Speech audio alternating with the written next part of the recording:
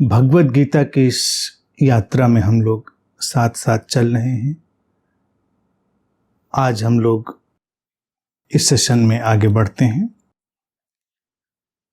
पिछली बार हमने जहाँ पर समाप्त किया था बहुत ही सुंदर पड़ाव था, एक अभेद दृष्टि का, जहाँ श्री कृष्ण कह रहे थे कि वे ज्ञानी जन विद्या और विनय युक्त ब्राह्मण में तथा गाय, हाथी, कुत्ते, चांडाल सभी के प्रति समदर्शी होते हैं।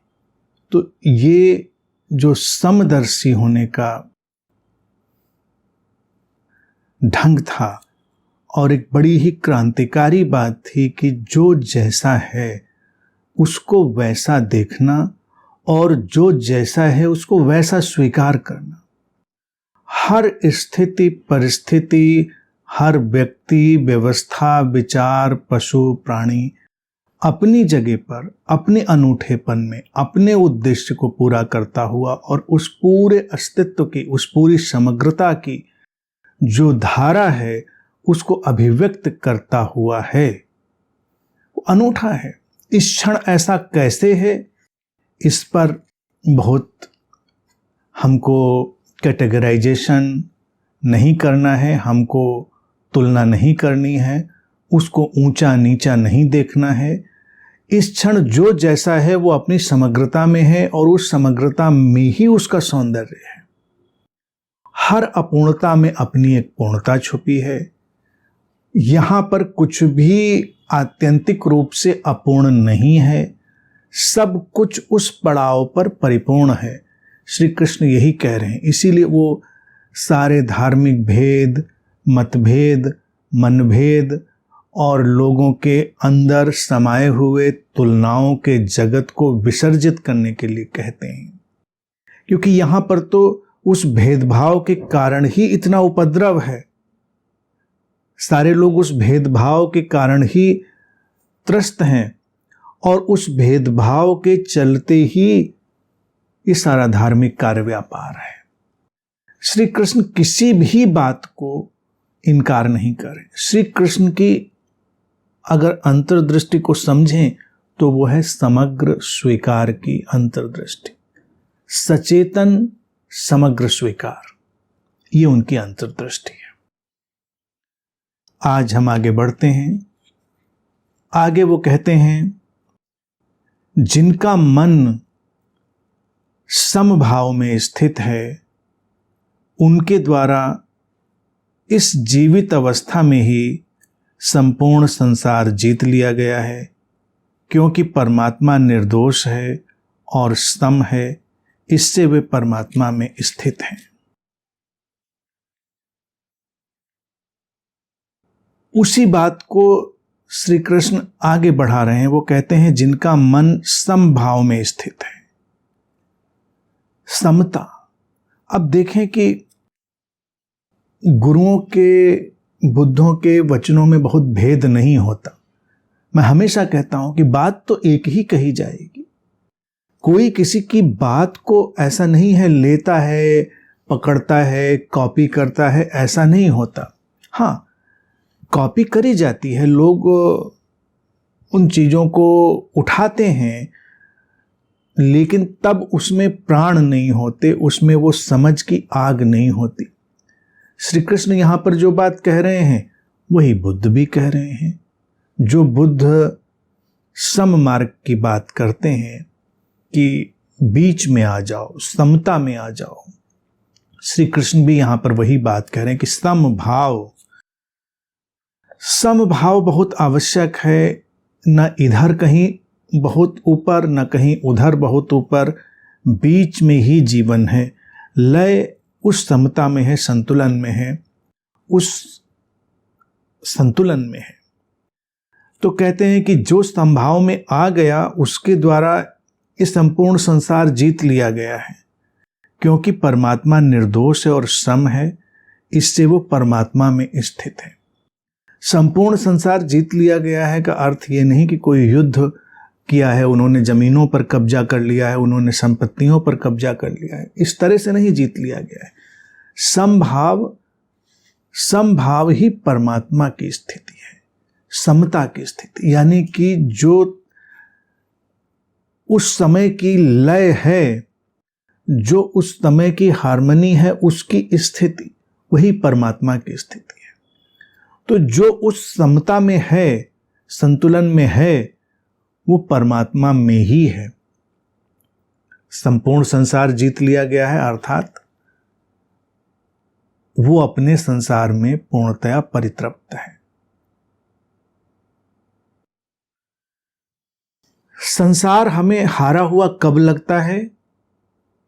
जब हम अपने भीतर परितृप्त नहीं होते, हमारे भीतर संतोष नहीं होता, शांति नहीं होती, तब हम हारे हुए लगते हैं। तो जिसको लगता है कि संसार जीत लिया गया है, वो ठहर गया है। हमारी यात्रा का समापन क्या होता है? ठहर जाना। अन्यथा तो व्यक्ति निरंतर भाग रहा है, भागता चला जा रहा है, कहीं कोई पड़ाव ही नहीं आ रहा, कहीं उसको मंजिल ही दिखाई नहीं देती, उसको लगता है कहीं पहुंच ही नहीं रहा है। लेकिन अगर कोई व्यक्ति अपने पथ का ही आनंद लेने लगे, वो अपने पथ पर ही तृप्त होने लगे, वो अपने रास्ते में ही अपनी प्रसन्नता को पाने लगे, तो उसकी मंजिल भी वहीं आ गई, उसको वो मंजिल उपलब्ध हो गई। अब इसको हम कहें कि उसने मंजिल को पा लिया, तो वो भी ठीक है। श्री कृष्ण कह रहे परमात्मा भी निर्दोष है और सम है, और व्यक्ति को भी सम और निर्दोष हो जाना है। व्यक्ति को भी सम और निर्दोष हो जाना है। और जब वो सम यानी कि संतुलित, सम्यक, बैलेंस्ड हुआ, तो परमात्मा जैसा हो गया, वो परमात्मा ही हो गया। अब वो परमात्मा हो गया तो फिर जो अति आवश्यक होगा जीवन में, वो घटता रहेगा। श्री कृष्ण कहते हैं कि परमात्मा निर्दोष है, तो जो व्यक्ति सम में है वो भी निर्दोष है। निर्दोष होने की पहचान क्या है? कभी कभी इंसान को लगता है कि हमें कैसे पता चले कि हम निर्दोष हैं।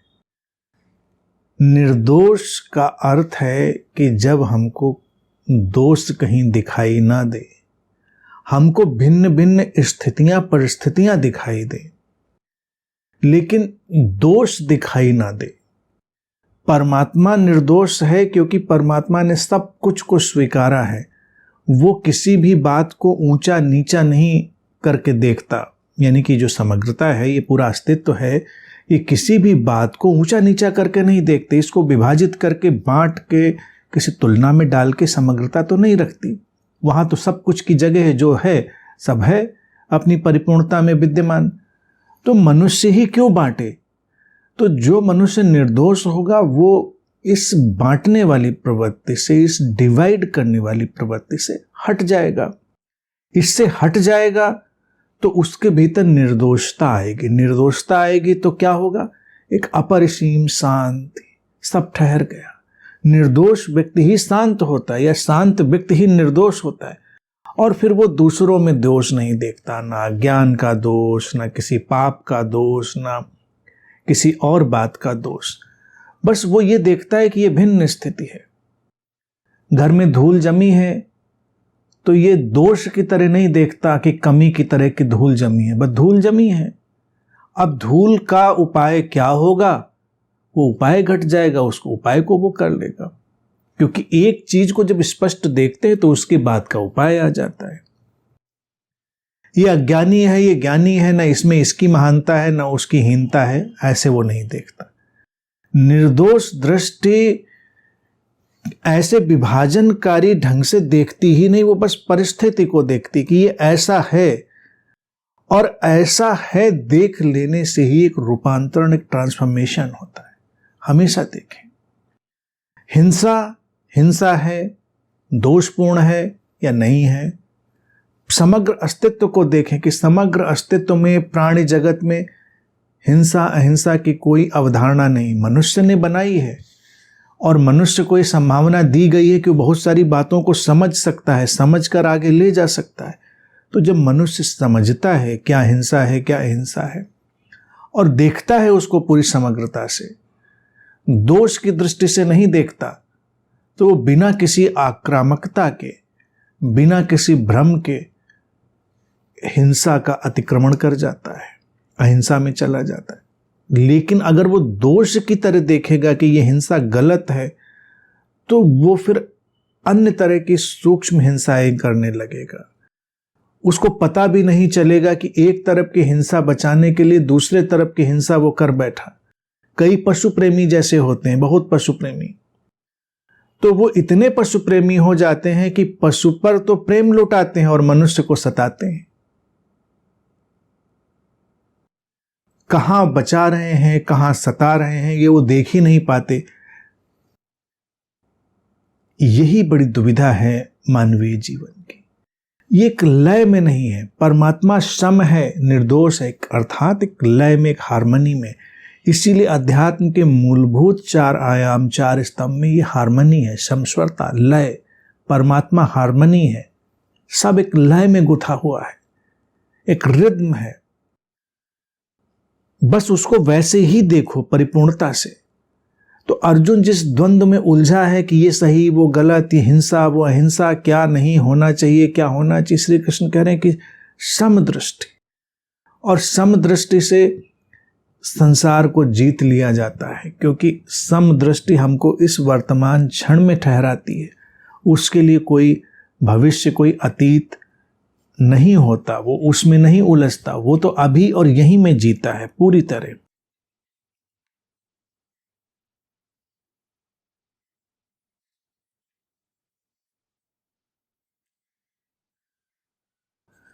आगे श्री कृष्ण कहते हैं कि जो पुरुष प्रिय को प्राप्त करके हर्षित नहीं होता और अप्रिय को पाकर उद्विग्न नहीं होता, वो स्थिर बुद्धि, संशय रहित ब्रह्मवेत्ता पुरुष पर ब्रह्म परमात्मा में एकांत भाव से नित्य स्थिति है।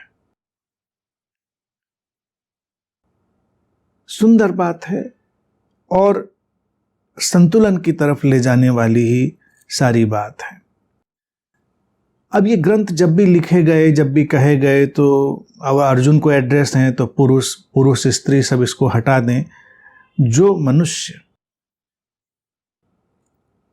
प्रिय को प्राप्त करके हर्षित नहीं होता और अप्रिय को प्राप्त करके उद्विग्न नहीं होता, सामान्य मनुष्य की एक ही स्थिति है, उद्विग्नता और उत्तेजना। उसका जो हर्ष है वो भी एक उत्तेजना है, वो प्रसन्नता जैसा शांत नहीं है। जैसे प्रसन्नता एक आंतरिक ढंग से जब आती है तो वो शांति की तरह आती है। प्रिय को पाया, व्यक्ति हर्ष से भर गया, उत्तेजित हो गया, एक्साइटेड हो गया, अब वो गिरेगा। और अप्रिय, जो नहीं उसको पसंद है, वो जीवन में आया तो उद्विग्नता आएगी। अब प्रिय और अप्रिय का ये जो सारा मसला है, ये हर तल पर हो सकता है। व्यक्ति के तल पर, विचार के तल पर, भावना के तल पर, वस्तुओं के तल पर, परिस्थितियों के तल पर, सब तरफ प्रिय और अप्रिय में झूलता हुआ ही ये सारा समाज, सारा मनुष्य। और यहां पर अगर श्री कृष्ण की इस देशना को हम देखें तो बहुत महत्वपूर्ण एक जीवन के सोपान की तरह हमारे सामने आती है कि बच्चों को भी प्रारंभ से ही ये शिक्षा दी जानी चाहिए, ये ट्रेनिंग दी जानी चाहिए कि वो प्रिय और अप्रिय में सम रहना सीख पाएं। लेकिन हम अप्रिय से बचाते हैं और प्रिय को हमेशा पोषित करते हैं, बढ़ाते हैं। संसार तो प्रिय और अप्रिय से भरा हुआ है। संसार तो उस मन से नहीं चलेगा जो प्रिय वाला है, और प्रिय और अप्रिय शब्दों को भी अगर हम देखेंगे तो ये है विपरीतता। मूल रूप में ये है द्वैत की अभिव्यक्ति। व्यक्ति का जो कर्ता मन है, जो डूअर माइंड है, वो निरंतर एक चुनाव में लगा है, प्रिय का चुनाव और अप्रिय का तिरस्कार, अप्रिय का बहिष्कार, अप्रिय को अपने से दूर फेंकना। हाँ, हम अप्रिय में नहीं रहना चाहें, वो एक हमारा ढंग है, और हर कोई भी अप्रिय में रहना नहीं चाहता, ना अप्रिय व्यक्तियों के साथ, ना अप्रिय परिस्थितियों में, ना अप्रिय वातावरण में, कोई नहीं रहना चाहता। तो कोई ठीक है, लेकिन वो विपरीत रहेगा, वो विपरीत कहीं जाएगा नहीं, उससे उद्विग्न होना बंद कर दो।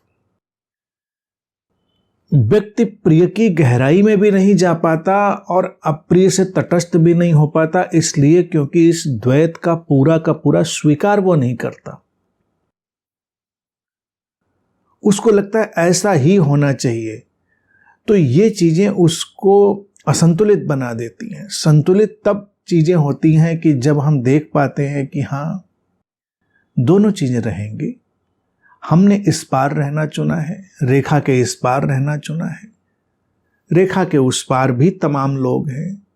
हम चाहें न चाहें जीवन में सफलता भी आएगी, असफलता भी आएगी, जीवन में स्वास्थ्य भी आएगा तो बीमारियां भी आएंगी, जन्म आएगा तो मृत्यु भी आएगी, जीवन में सब कुछ आएगा।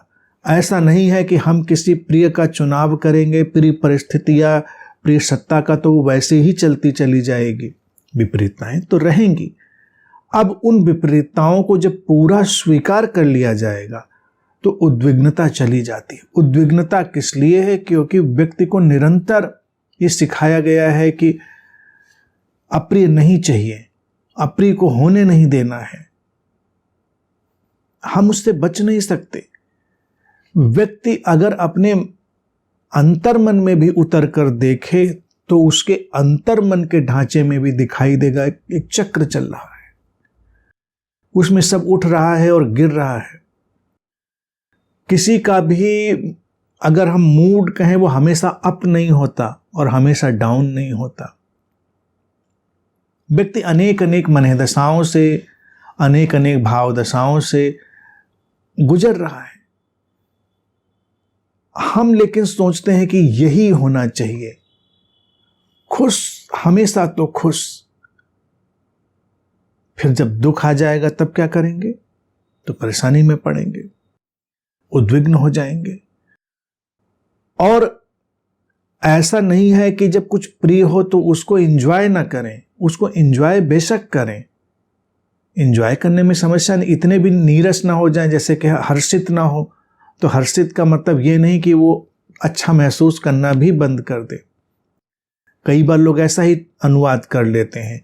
तो बहुत सारे जो पुराने ढंग के सन्यासी और साधु होते थे, वो बिल्कुल नीरस बना लेते थे जीवन को। हम हर्षी नहीं होंगे, कुछ भी कर दो, अच्छे से अच्छा भोजन करेंगे तो वैसे ही मुंह बना के करेंगे, खुश नहीं होंगे, ना कुछ अच्छे वस्त्रों में खुश होंगे, ना अच्छे लोगों से मिला, हम खुश होंगे ही नहीं, हम हर्षित होना बंद कर देंगे। श्री कृष्ण कहेंगे हर्षित ना हो, फिर हमको कोई गाली देगा, पत्थर मारेगा तो हम उद्विग्न भी नहीं होंगे। ये उसका बड़ा सतही अनुवाद है। ऐसा नहीं है, जब कुछ प्रिय आए तो उसको एंजॉय करिए, अच्छा भोजन एंजॉय करिए, अच्छे वस्त्र, अच्छे संग साथ को, अच्छे वातावरण को, अच्छी स्थितियों को एंजॉय करिए, लेकिन अतिरेक में मत जाइए। अतिरेक समस्या है। जो एक्सट्रीम एकदम से उबल जाना है वो असंतुलन लाता है। हमको दिखाई देता रहे दूसरा पहलू भी कि ये भी है। ये पूर्णिमा और अमावस्या का संतुलन है। ये संतुलन रहेगा, ये यिन यांग का संतुलन है, ये रहेगा। ताओ सिंबल में यही तो दिखाया गया, यिन यांग में काला और सफेद, सफेद में थोड़ा काला, काले में थोड़ा सफेद, और वो एक चक्र में, वर्तुल में घूम रहे हैं। ये संतुलन है। जीवन ऐसे ही चलेगा। हर्ष आए तो हर्षित होइए, उसमें कोई परेशानी नहीं, लेकिन हर्षित होते समय इतने विक्षिप्त ना हो जाइए कि लगे कि बस ये परमानेंट हो जाए। ये जो परमानेंट की डिजायर है, बस ये ठहर जाए, वही लोगों को परेशान करती है। Permanent happiness, permanent pleasure, permanent स्थायी। अब ऐसा क्यों है? क्योंकि आध्यात्मिक गुरुओं ने, आध्यात्मिक पुस्तकों ने अतीत में ऐसा एक भ्रम लोगों के अंदर डाला है कि वो किसी ऐसी अवस्था में है जो परमानेंट है, परमानेंट ब्लिस है। अब ब्लिस को ट्रांसलेट कैसे करेंगे, समझें, उसको अनुवादित कैसे करेंगे? वो आनंद की अवस्था, हाँ वो सतत हो सकती है, लेकिन सामान्य मन तो उसको हर्ष के अतिरेक की तरह ही अनुवाद करेगा। उसको लगेगा अच्छा बिल्कुल मस्त एकदम झूमते हुए। तो कई पुराने गुरुओं ने अपनी इमेज ही बना ली कि हमेशा मुस्कुराते, झूमते, हमेशा वैसे नाचते। प्रकृति भी हमेशा झूमती नाचती नहीं, कभी ठहरती है, कभी नाचती है, कभी कांपती है, कभी विस्फोट करती है, कभी तमाम रंग, तमाम शेड्स, किसी का इनकार नहीं। तो परमानेंट की डिजायर सम नहीं रहने देती, हमको उत्तेजित बना देती है।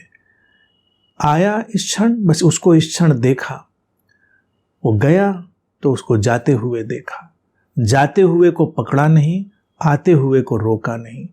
जो जाते हुए को पकड़ता है वो आते हुए को रोकता भी, ये वो देखता नहीं। जैसे कई लोग हैं, अगर अपने संबंधों पर ही उदाहरण के साथ इस बात को समझें तो थोड़ा और सरल ढंग से समझ में आ सकती है।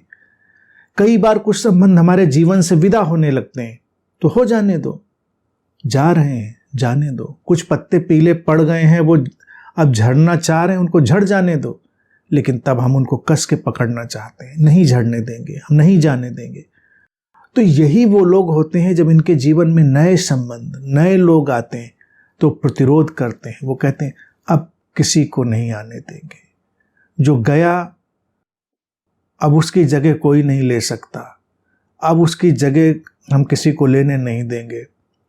क्या पेड़ कभी प्रतिरोध करता है कि हम अब नई कोपल को नहीं आने देंगे? पुराना पत्ता गया, इतना प्रीतिकर था, अब नई को आने नहीं देंगे। तो जो पुराने को जाने नहीं देता वो नए को आने भी नहीं देता, मानसिक संघर्ष में पड़ जाता है। तो इसी तरह से जो हर्ष को बहुत पकड़ता है वो उद्विग्नता को भी पकड़ेगा। उद्विग्नता आई, उसने उसको भी आने दिया और जाने दिया। यानी कि अप्रिय आएगा तो ऐसा नहीं कोई पत्थर जैसा बैठा रहेगा, उसको कुछ लगेगा ही नहीं। किसी के कान पर आकर कोई ढोल बजाने लगे तो सम व्यक्ति ऐसा नहीं बैठा रहेगा बिल्कुल ऐसे पत्थर जैसा कि बजा लो। हो सकता है वो ढोल को फोड़ भी दे, फाड़ भी दे, ढोल बजाने वाले को डांट भी दे, वो कुछ भी कर सकता है, क्योंकि नहीं चाहिए इस क्षण। लेकिन वो मानसिक रूप से उद्विग्न नहीं है। अब ढोल तो बज रहा है कान पर और वो सोच रहा है नहीं होना चाहिए, ढोल नहीं बजना चाहिए, इसको नहीं बजाना चाहिए, गलत कर रहा है, पाप कर रहा है, इसको नहीं होना है। नहीं सुनना तो उठो, जो करना है करो, खत्म करो। वो व्यक्ति उद्विग्न नहीं है। उद्विग्न एक मानसिक संरचना है, उस एक मेंटल लूप में घूमते चले जाना। उद्विग्नता, ये गलत हुआ, ऐसा नहीं होना चाहिए था, ऐसा नहीं होना चाहिए। वो एक लूप बन गया, एक मेंटल लूप घूमता चला जा रहा है। उद्विग्नता वो है। अतिरेक में हर्षित होना क्या है कि हर्ष आया तो आया, हमने एंजॉय किया, वो गया। अब व्यक्ति उस हर्ष का, उस हैप्पीनेस का भी लूप बनाना चाहता है कि वही चीज बार बार रिपीट होती रहे। बार बार तो होगी नहीं, यहां कुछ भी दोबारा होता नहीं। एक बार हुआ, गया, दोबारा फिर कुछ नया होगा। तो जो इस नए का स्वागत करना सीखता है कि जीवन हमेशा नया है, प्रतिक्षण आया, उसको हमने महसूस किया, एंजॉय किया, उसके साथ बहे, गया तो उसको जाने दिया। उद्विग्नता और अतिरेक में हर्ष एक मानसिक घटनाक्रम है। उस मानसिक घटनाक्रम से बचेंगे। जीवन में एक प्रवृत्ति है, चाहे वो पशु पक्षी हो, पेड़ पौधे हो, मनुष्य हो, वो हमेशा हर्ष की तरफ, आनंद की तरफ, जॉय की तरफ ही जाना चाहेंगे।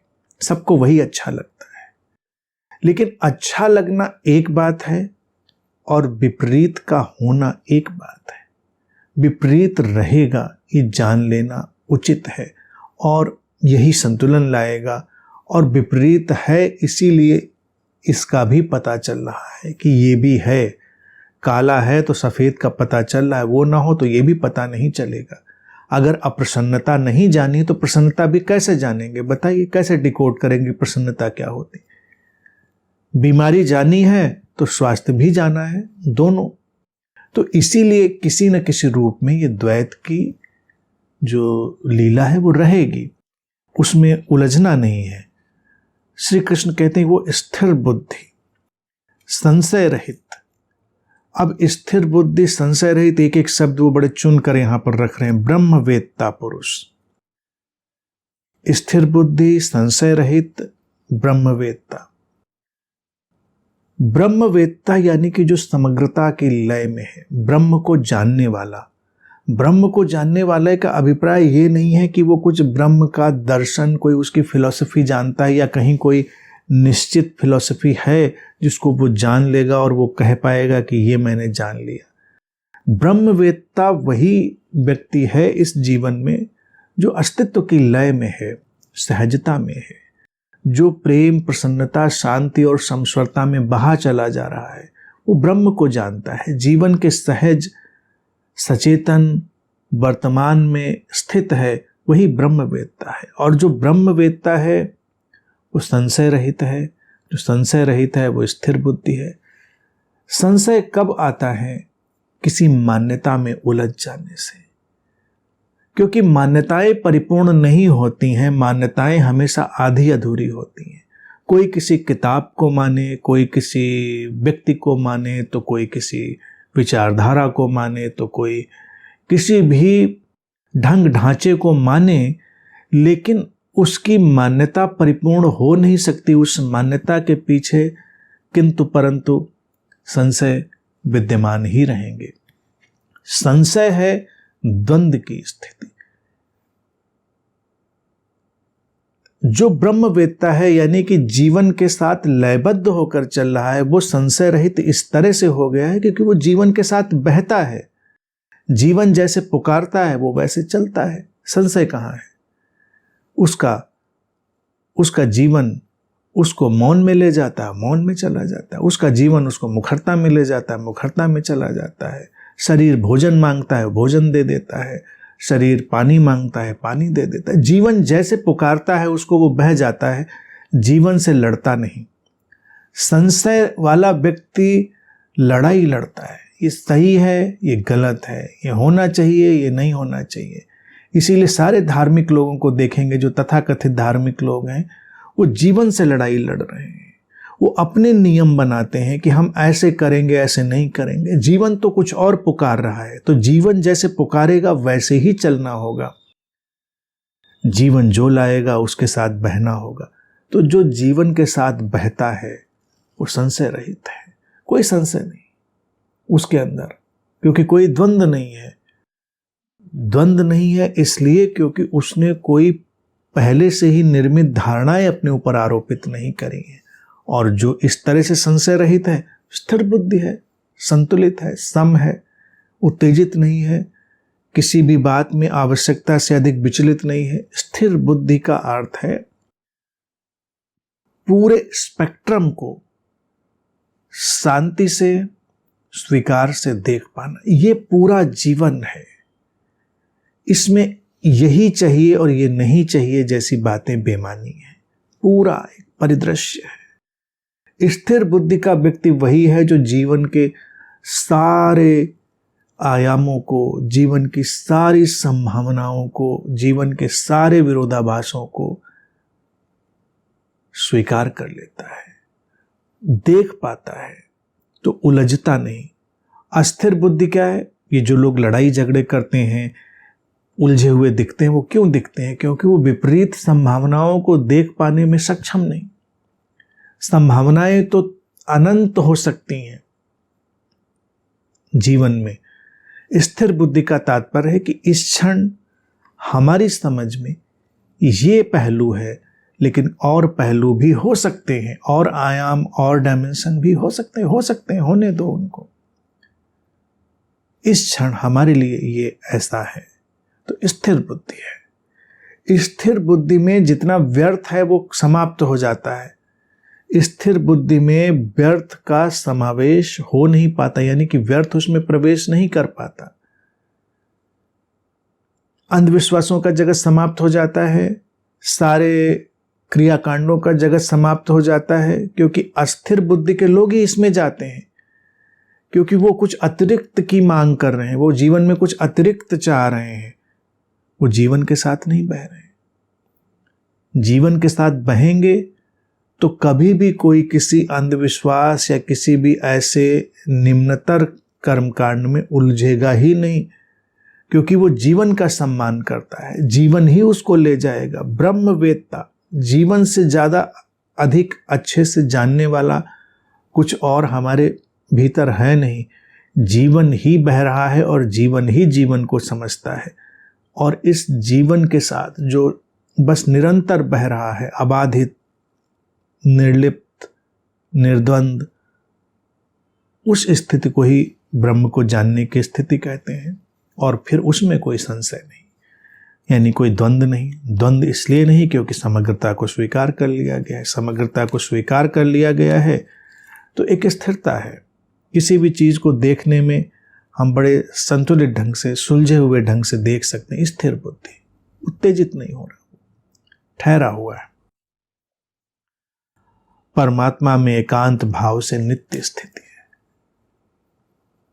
एक भाव और परमात्मा में स्थित हो गए। परमात्मा में स्थित होने को बहुत बड़ी बात कही जाती है, लेकिन लोगों को परमात्मा में स्थित होना समझ में नहीं पड़ता, क्योंकि उनका परमात्मा एक कल्पित चीज है, एक काल्पनिक चीज है, तो किसी काल्पनिक परमात्मा में स्थित हो जाते हैं अपनी कल्पना में ही, तो वो डेल्यूजनल हो जाते हैं, थोड़े अजीब से मानसिक विभ्रमों के शिकार हो जाते हैं ऐसे लोग परमात्मा परमात्मा करते।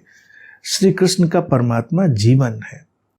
परमात्मा में एक ही भाव से स्थित हो जाता है, अर्थात अब वो जीवन के साथ युद्ध में नहीं है, वो जीवन के साथ लय में है, और वही परिपूर्णता है। वही देखा जाए ब्रह्म ज्ञान की स्थिति है। ऐसा व्यक्ति संशय रहित तो हो ही गया, जैसा कि श्री कृष्ण कह रहे हैं, तो वर्तमान में केवल प्रत्युत्तर देगा, रिस्पॉन्ड करेगा, उसको उलझाव कहीं पर है नहीं। अब अर्जुन के सामने युद्ध खड़ा है, अगर वो जीवन के साथ लयबद्ध हो तो वो जीवन के साथ चलेगा। जीवन उसको यहाँ पर ले आया है, अगर ये ना हो तो क्या होगा? क्या वो भागेगा तो अच्छा है? क्या वो आधे अधूरे मन से लड़ेगा तो अच्छा? अच्छा क्या है यहाँ पर उसके लिए? अधूरे मन से लड़े तो मारा जाएगा, भाग जाए तो भी मारा जाएगा। ये परिस्थिति ऐसी बन गई है कि इसमें कुछ और कर नहीं सकते। तो इस परिस्थिति को जीवन ही सुलझाएगा, जीवन ही सुलझाएगा। इसको कोई फिलॉसफी, कोई अवधारणा, कोई धर्म ग्रंथ नहीं सुलझा पाएगा। इस समय तो तत्काल रूप से वही काम आएगा जो जीवन की लय उसके भीतर अपना काम कर रही होगी। और अक्सर देखें, जीवन की जो गहनतम बातें हैं, जो मूलभूत बातें हैं, जब घटती हैं हमारे भीतर, तो ना उनमें कोई धर्म शामिल होता है, ना उनमें कोई नियम शामिल होता है, ना उनमें कोई कर्मकांड शामिल होता है, ना उनमें कोई फिलॉसफी शामिल होती है। बह जाते हैं हम जीवन के साथ। जब कोई किसी के प्रेम में भी पड़ता है तो होता क्या है? जीवन ने जीवन को पुकार लिया, जीवन के साथ जीवन बह गया। न उस समय किसी धर्म ग्रंथ की परवाह होती, न परिवार की, न समाज की, न किसी व्यवस्था की, न विचार की, किसी की परवाह नहीं होती। तो हम दीवानगी देखते हैं लोगों की। लोगों को लगता है अच्छा नहीं, उनको लगता है सब तोल माप के होना चाहिए था, बिल्कुल व्यवस्थित होना चाहिए। तो व्यवस्थित तो होगा नहीं, क्योंकि ये जीवन की मांग थी। हमको जब भूख लगती है, प्यास लगती है, तो ये भी तो जीवन की ही पुकार होती है। तब हम कहाँ देखते हैं कोई नीति नियम? अगर कोई देखने लगे वहां पर, तो वो भी एक दिन विक्षिप्ति हो जाने वाला है। अगर वो बहुत बड़ा धार्मिक ढंग से उस चीज को देखेगा, धार्मिक ढंग से भी देख तभी तक पाएगा जब तक उसको धार्मिक ढंग से देखने की सुविधा होगी। हम ये खाएंगे और ये नहीं खाएंगे, लेकिन वो कहीं ऐसी जगह फंस जाएगा जहां विकल्प नहीं होगा और भूख ने पुकार दिया होगा, तो उसको खाना पड़ेगा कुछ ना कुछ। सब शाकाहार, मांसाहार सब धरा रह जाएगा और जीवन के साथ व्यक्ति आगे चलेगा।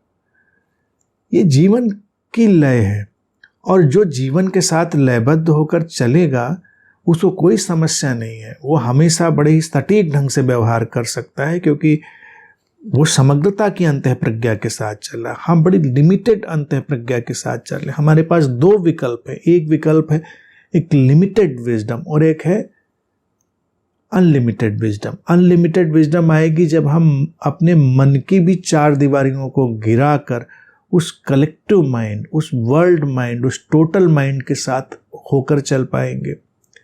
एक है लिमिटेड माइंड के साथ चल पाना। अब ये टर्मिनोलॉजी है, इसको टर्मिनोलॉजी की तरह ही देखें, ये कोई ऐसा सत्य नहीं कि ऐसा ही है, मतलब एक ऐसी व्यवस्था जैसे कि एक है ऑल नोइंग स्टेज जिसको हम कह सकते हैं टोटल माइंड, टोटलिटी, और एक है लिमिटेड माइंड, लिमिटेड नोइंग, जिसको हम पर्सनलाइज करते हैं।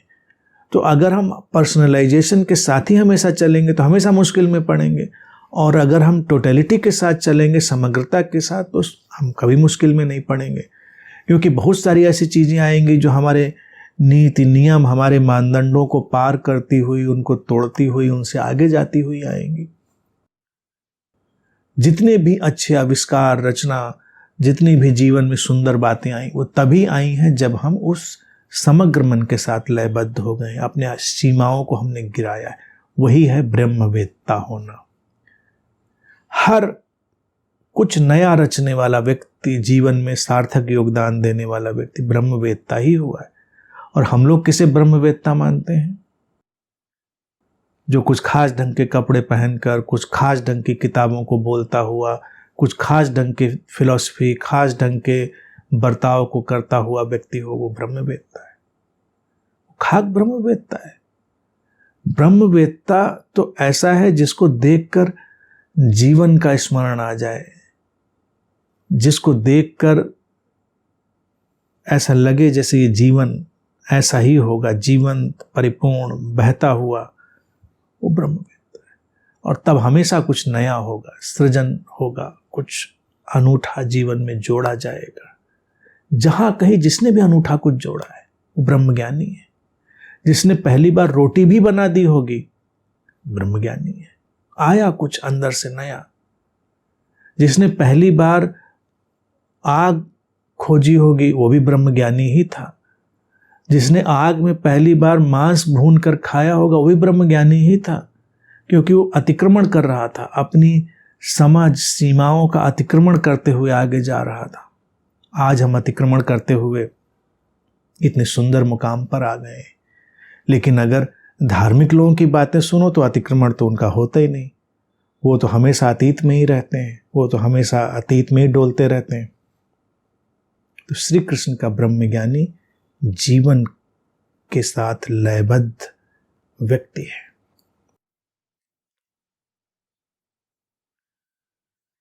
आगे श्री कृष्ण कहते हैं, बाह्य विषयों में अनासक्त या बाह्य विषयों में आसक्ति रहित अंतःकरण वाला साधक आत्मा में स्थित जो ध्यान जनित सात्विक आनंद है उसको प्राप्त करता है। तदंतर वो परम ब्रह्म परमात्मा के ध्यान रूप योग में अभिन्न भाव से स्थित पुरुष अक्षय आनंद को अनुभव करता है।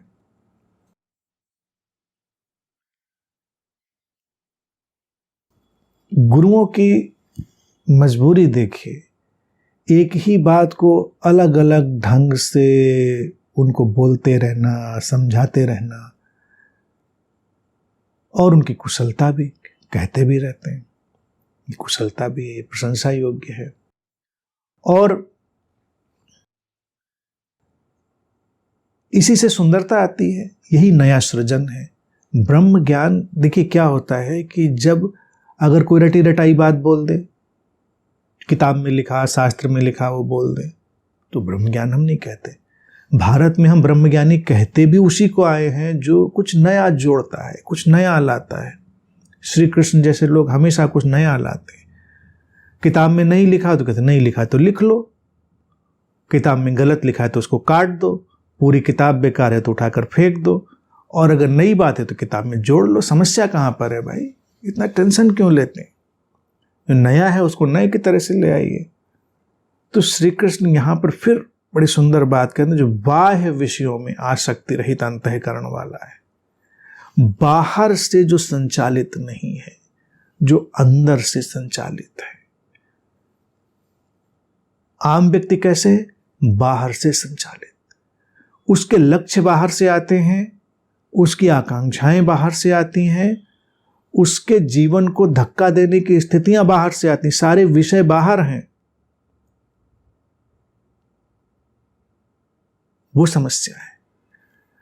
बाह्य विषयों से आसक्ति रहित हो जाना, वो उद्देश्य है।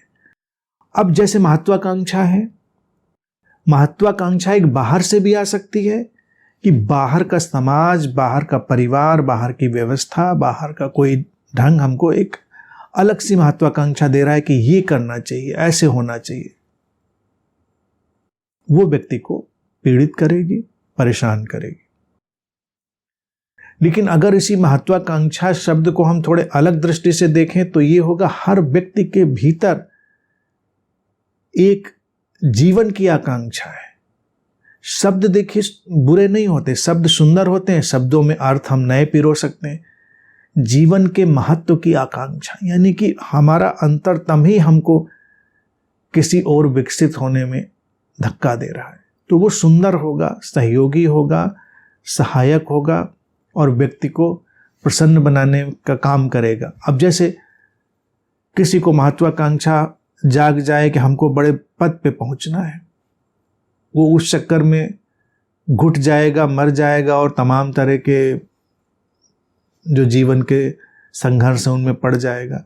और किसी एक व्यक्ति के भीतर उसके जीवन की शक्ति ही उसको धक्का देते हुए किसी बड़ी जगह पे पहुंचा दे, पहुंच गया।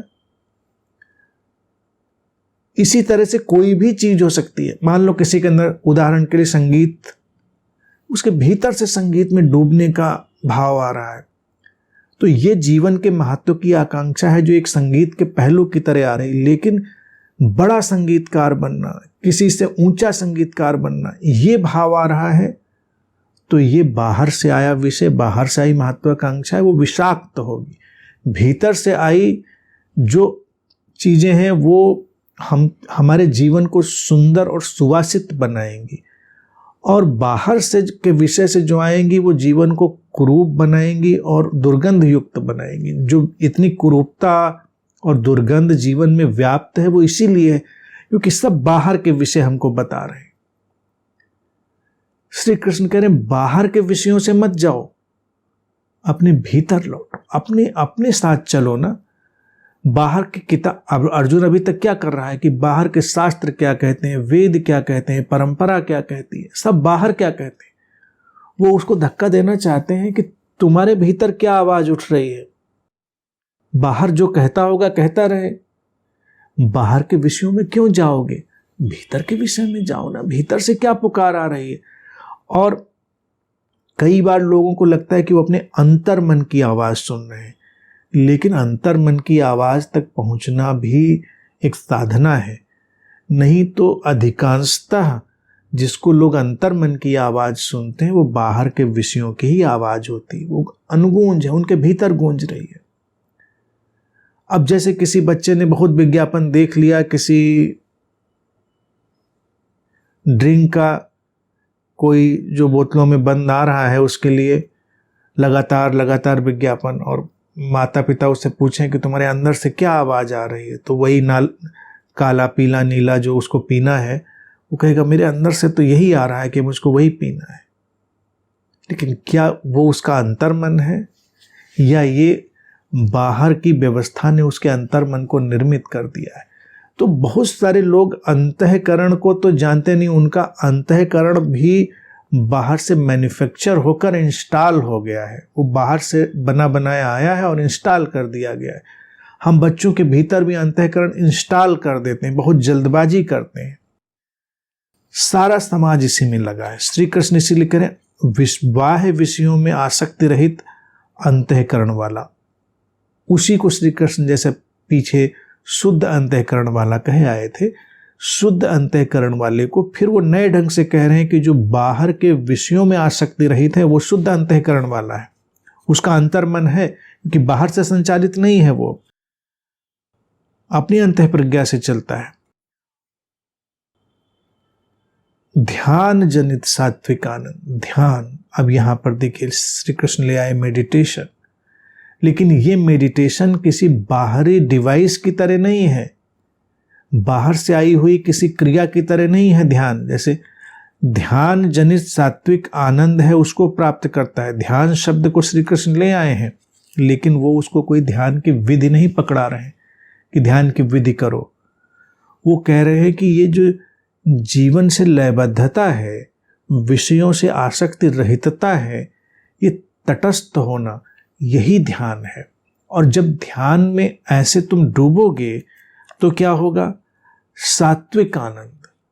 अब इस सात्विक आनंद, फिर आएगा राजसिक आनंद, तामसिक आनंद, ये शब्द नहीं ले, वो सब आ जाएंगी बातें, उसको प्राप्त करता है। अब ये सात्विक, तामसिक, राजसिक जो शब्द भी भारतीय दर्शन में उपयोग करते हैं, इन्हें बहुत उलझना नहीं जी। सात्विक का अर्थ यही होता है जो एसेंशियल है, सारभूत है, और जो एक जीवन की लय में है, वो सात्विक है। तामसिक, राजसिक क्या है? तामसिक, राजसिक बाहरी प्रभावों से चलता हुआ जो भी आचरण, क्रिया, व्यवहार, वो तामसिक या राजसिक किसी भी श्रेणी में पड़ेगा। इसीलिए श्री कृष्ण ने पहले का बाह्य विषयों में आसक्ति रहित हो जाओ। तो जो बाह्य विषयों से चल रहा है, यानी कि अगर कोई मान लीजिए व्रत उपवास भी कर रहा है, सोचता है हम सात्विक भोजन खा रहे हैं, उबाल के आलू खा रहा है, जो भी सात्विक लोग समझते हों, लेकिन वो बाहरी प्रभाव से खा रहा है क्योंकि किसी किताब, किसी पंडित, किसी गुरु, किसी परंपरा ने कहा है कि ये आलू सात्विक होता है, तो उसका वो आलू भी तामसिक और राजसिक है श्री कृष्ण की दृष्टि में, क्योंकि बाहरी प्रभाव से ग्रस्त है। उसके अंतर्मन और उसकी शरीर की प्रज्ञा ने नहीं बताया है उसको कि ये उसके लिए आवश्यक है। अगर उसकी शरीर की प्रज्ञा ने उसके लिए वो बताया है तो वो सात्विक हो जाएगा। सात्विक मतलब सम, सम आहार, सम विहार, सम दृष्टि, जो कुछ भी समता में होगा वो सात्विक है। जो असमता में होगा, उत्तेजना में होगा, किसी बाहरी प्रभाव से होगा, वो कभी भी सात्विक नहीं होगा। तो ये जो सात्विक थाली खाने जाते हैं लोग ना, वो कोई सात्विक नहीं होते, क्योंकि वो सात्विक तो कहीं बाहर से ब्रांड हुई है ना सात्विक। हमें क्या पता ये सात्विक है? किसने कैटेगराइज कर दिया इसको? बाहर का प्रभाव। और जब बाहर के प्रभाव से हम मुक्त हो जाते हैं तो हो सकता है हम उस तरफ ही पहुंचे, हम उसी जगह पहुंचे, लेकिन तब वो अलग दिशा होगी, अलग यात्रा होगी। इसी को श्री कृष्ण कहते हैं कि इसके बाद परम ब्रह्म परमात्मा के ध्यान रूप योग में अभिन्न भाव से स्थित पुरुष अक्षय आनंद को अनुभव करता है। ध्यान अभिन्न स्थिति में ले जाता है। कैसे? परमात्मा के साथ अभिन्नता बना दी। परमात्मा, फिर ध्यान रखें समग्रता, टोटलिटी, ये अस्तित्व, ये स्रोत, ये सब पूरा जीवन हमारे साथ शामिल हुआ सब कुछ वही परमात्मा है। तो उसके साथ जो पूरी तरह लय में आया वो ध्यान पूर्ण हो गया, वो अक्षय आनंद को प्राप्त हो जाता है। अक्षय आनंद, वो डिके नहीं होता। यही स्थिति है। जैसे जिन चार बातों की मैं हमेशा निरंतर चर्चा करता हूं, उनकी दो स्थितियां हैं। एक है डिके होती हुई, टूटती बनती, प्रेम, प्रसन्नता, शांति, समस्वरता की, और एक है अनब्रोकन। श्री कृष्ण अक्षय आनंद की बात करें, अनब्रोकन ब्लिस। अभी तो आता है, जाता है, टूटता है, बनता है, बिखरता है, लेकिन जब कोई ध्यानस्थ हो गया, परमात्मा की अवस्था में ध्यानस्थ हो गया, अर्थात पूरे जीवन के साथ संघर्ष विदा कर दिया उसने, किसी संघर्ष में नहीं है,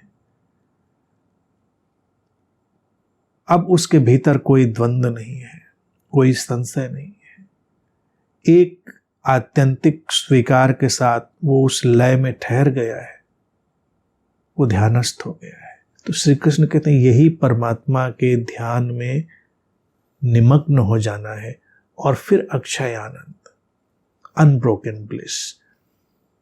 लेकिन तब जब बाहरी प्रभावों को, बाहरी विषयों से आसक्ति को हटा दिया गया होगा। बाहरी विषय कुछ भी हो सकते हैं, बाहरी विषय हम जो भी बाहर से आता है उसको देख सकते हैं। समाज हमको बाहरी विषयों में आसक्त रखना चाहता है क्योंकि वो एक रेडीमेड अंतःकरण हमारे भीतर डालना चाहता है, उससे वो अपना एक प्रयोजन सिद्ध करता है। लेकिन जीवन अपना प्रयोजन सिद्ध करना चाहता है, समाज की व्यवस्था अपना प्रयोजन सिद्ध करना चाहती है। तो ये संघर्ष है सामाजिक व्यवस्था और जीवन की व्यवस्था के बीच। सामाजिक व्यवस्था एक ढांचा बनाना चाहती है, जीवन सारे ढांचों को तोड़ देना चाहता है। जीवन की अपनी ही एक व्यवस्था है जो किसी भी बाहरी विषय को लेकर नहीं चलेगी। वो स्वतः स्फूर्त स्वयंभू उस क्षण में प्रकट होगी। ध्यानी व्यक्ति वही है जो सारे बाहरी क्रियाओं, विधियों, व्यवस्थाओं को छोड़कर, ध्यान कोई विधि व्यवस्था नहीं है, क्योंकि विधि व्यवस्था से ध्यान में कैसे जाओगे? किसी ने बताया कि ये ध्यान है, बाहर की आई व्यवस्था हो गई। कृष्णमूर्ति जी ने जब ध्यान की व्यवस्था को छोड़ा, जब उन्होंने कहा कि जो सत्य है पथहीन भूमि है, वहां तक कोई ले नहीं जा सकता, वहां तक जाने का कोई मानचित्र नहीं है, truth is a pathless land, जब उन्होंने अपना वो ऐतिहासिक वक्तव्य दिया अपने बोध को प्राप्त करने के बाद, तो वो यही बात उनकी समझ में यही बात आई थी। ध्यान पूरा जीवन है, उसमें प्रवेश के कुछ बड़े सुंदर दरवाजे हो सकते हैं जिनकी चर्चा मैंने निरंतर करी है। जैसे जीवंतता से जुड़ जाओ, कोई विधि नहीं, कुछ नहीं, अपने ही जीवन की जीवंतता से जुड़ जाओ और ध्यान में प्रवेश कर गए। क्योंकि जीवंतता ही जीवन का एक अभिव्यक्त होता हुआ सबसे शुद्ध ढंग है। अपनी जीवंतता से जुड़ जाओ, किसी और की जीवंतता से जुड़ जाओ, पूरी प्रकृति की जीवंतता से जुड़ जाओ, वो ध्यान है। जो ऐसे ध्यान में चला गया वही एक दिन अक्षय आनंद को उपलब्ध होगा। और अक्षय आनंद जब होगा तो उसके रोम रोम से फूटेगा। अक्षय आनंद ऐसे नहीं होगा कि जब वो व्यक्ति नाच कर दिखाएगा तो आनंद दिखेगा, वो गाएगा तो आनंद दिखेगा, वो कुछ विशेष हरकतें करेगा तो आनंद दिखेगा। रोम रोम से फूटेगा। एक वृक्ष जीवंत है ना, तो कोई हमें पता लगाना पड़ता है कि इसमें कुछ अलग है, जीवंतता जीवंतता है। एक बच्चा जीवंत है तो कुछ अलग करे न करे जीवंत है। तो इसी तरह से अक्षय आनंद से भरा हुआ व्यक्ति भी एक प्रकाश स्तंभ की तरह हो जाता है। लेकिन ये सब यात्रा, ये समझ अपने साथ लेकर चलने से। श्री कृष्ण इस समय बहुत ही पाथ ब्रेकिंग, क्रांतिकारी बातें कर रहे हैं। ऐसी बातों पर कोई संगठित धर्म, कोई संगठन, संप्रदाय नहीं बनता, क्योंकि ये पूरे जीवन के धर्म की बात करते हैं। और जहाँ पूरे जीवन का धर्म शामिल हो जाए वहाँ तो कोई छोटी धारा कैसे बन सकती है। श्री कृष्ण महासागर हैं, वो तालाबों की बात नहीं करते। तालाबों में हमको भी रुचि नहीं लेनी चाहिए। जीवन जब सागर दे रहा है तो सागर में उतरो, तलैया में डूब मरने के लिए क्यों तैयार।